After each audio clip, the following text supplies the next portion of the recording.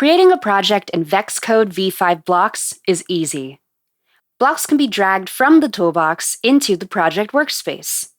There, blocks can be stacked together to create your project. You can also rearrange blocks by dragging them off of a stack and inserting them in a different spot in your project. At some point, you may want to delete a block from your project.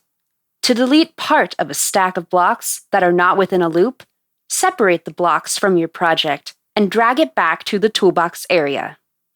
To delete a block that is in the middle of a stack, right-click on the block you would like to delete and select the Delete option. If using a tablet, press and hold the block until the options appear, then select Delete.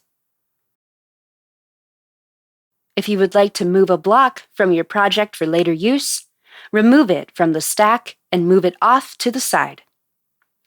Keep in mind that only blocks connected to hat blocks will be sent to the robot when your project is downloaded.